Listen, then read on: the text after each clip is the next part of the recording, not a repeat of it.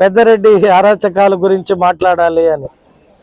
So నేను ఒక పెద్దరెడ్డి అని ఇంకొక రెడ్డి అని కాదు, నేను ఈ రాజకీయాలకు వచ్చినదే పేదల పక్షాన నిలబడాలి, వారికి మనము దారి చూపించాలని. సో వారు మధ్యాహ్నం నన్ను ఒక ప్రశ్న అడిగారు.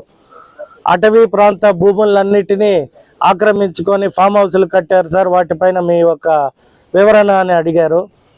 నేను ఇంకా క్లారిటీ తీసుకుంటున్నా, ఇవాళ మీ అందరి సమక్షంలో చెప్తున్నాం. ప్రజల సొత్తుని ఏ ఒక్క నాయకుడు దోచుకున్నా వదిలిపెట్టే క్వశ్చనే లేదు.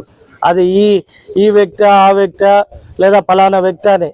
నిన్న మొన్న మనం టీవీలో చూసినట్టు ఆధారాలతో సహా ఫామ్ హౌస్ కట్టుకొని ఉండి దానికి రోడ్లు వేసుకోండే విధానాలు అనేక చూసాము మాధ్యమాల్లో.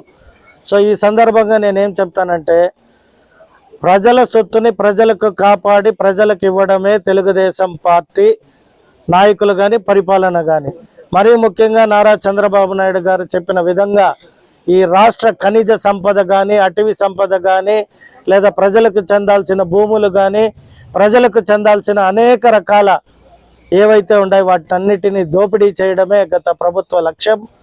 వాళ్ళు చేసిన ప్రతి దోపిడీని మా ప్రభుత్వం ఆల్రెడీ కలెక్టర్లకు కావచ్చు, ఆర్డీఓలకు కావచ్చు, ఎంఆర్ఓలకు కావచ్చు, జిల్లా స్థాయి నాయకులతో పాటు మా మంత్రులకు కూడా మా ముఖ్యమంత్రి గారు బాధ్యతలు అప్పచెప్పడం జరిగింది. అట్లీస్ట్ వాళ్ళు చేసి ఉండే నేరాలు ఘోరాలు బయటకు తీయాలంటే సమయం పడుతూ ఉంది.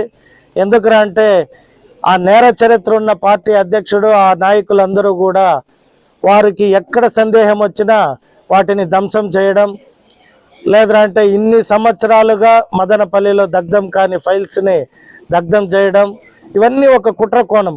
అంటే ఎవరు చేశారు, ఏం చేశారని అతి త్వరలో ప్రభుత్వం నిర్ణయిస్తుంది. అప్పుడు ఇంకా అనేక విషయాలు కూడా మాట్లాడుకుంటాం. ఏదైతే గత ప్రభుత్వంలో జరిగిన అక్రమాలు, అన్యాయాలను అయితే రానున్న రోజుల్లో ఖచ్చితంగా ప్రజల్లోకి తీసుకెళ్తాం. ప్రజల సొత్తుని రికవరీ చేస్తాం. ప్రజలకు చెందాల్సినది ప్రతిదీ ప్రజలకు ఇచ్చే బాధ్యత మా ముఖ్యమంత్రి గారితో పాటు మేము కూడా స్థానికంగా నాయకులు, మా మంత్రులు, అలాగే ప్రజలు కూడా చైతన్యం వచ్చింది. ప్రజలు కూడా తిరగబడి వారి ఆస్తులని వారికి అప్పచెప్పేదాకా మా ప్రభుత్వం మేము నిద్రపోయే క్వశ్చన్నే ఉండదు. మీకు కూడా ఎవరికైతే నిర్భయంగా మీ ఆస్తులను ఎవరు దోచుకున్నారో వారు బయటకు వచ్చి మాకు ఇలా జరిగింది అని చెప్పినప్పుడు మాత్రమే ప్రభుత్వం కూడా ఏదైనా చర్యలు తీసుకోవడానికి ముందుకు వస్తుంది. కాబట్టి గత ప్రభుత్వంలో అన్యాయం జరిగిన ఏ ఒక్క ఎస్సీ, బీసీ, మైనారిటీ ఎవరైనా కావచ్చు, మీ అందరూ నిర్భయంగా వచ్చి అర్జీ రూపంలో కలెక్టర్ గారికి కావచ్చు, మాకు కావచ్చు, మీరు ఇస్తే మేము వాటిపైన ఖచ్చితంగా స్పందిస్తామని తెలియజేసుకుంటూ సెలవు తీసుకుంటాం.